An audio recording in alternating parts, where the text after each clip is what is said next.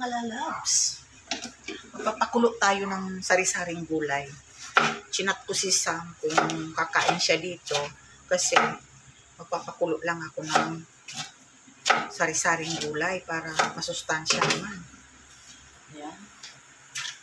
Pakulo tayo ng tapos maglalagay kasi tayo ng, lagyan natin ng hipon. Ayan, ito ang ating hipon sa home. Natuwa ako kasi sabi ni Sam, kasi dati umuwi siya gabi na, hindi na dito kumakain.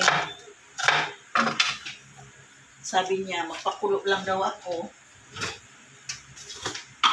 kasi kakain siya. Kulo-kulo lang kami ngayon guys kasi yan, lagyan natin ng ano.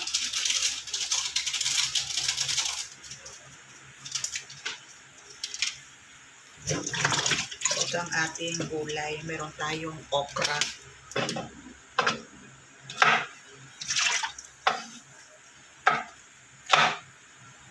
Ayan. Tapos lagyan natin siya ng talong. Konting malunggay. Tapos mayroon tayong tawag nito. Ito guys, oh. Patola. Hindi ko siya uubusin kasi bukas lulutuin ko yan. Lalagyan ko siya ng miswa. Yan. Gusto ko lang kasi pakainin ito si Sam. Kulo lang. Pinakulo lang.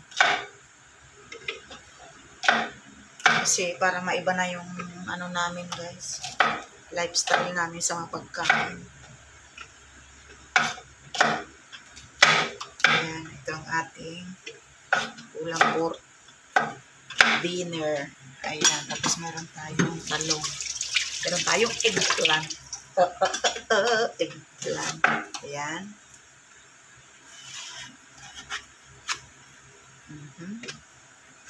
Tanggalin natin itong haluin na natin yan. Uy, may ipis. Pastilan.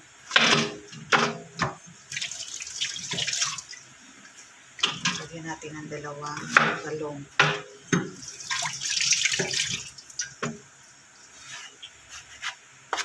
Ayan guys, update ko kayo ha. Ayan, nilagay na natin ang hipon. Ayan guys. Lagay na natin yung hipon. Tapos sunod na natin itong mga gulay-gulay. Ayan.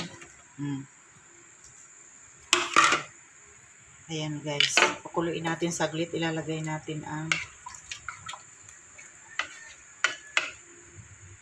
ayan. Pakulo lang yan. Ulam na pakulo. Ayan. Guys, ang kulo na. Ayan. Meron na siyang patula. So, lalagyan pa natin yan ng malunggay.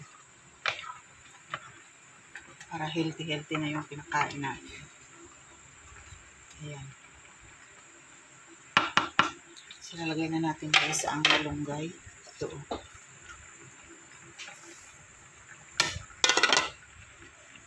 Marami kaming malunggay. Wala sang mantika. Kulo lang talaga yan. Kamatis.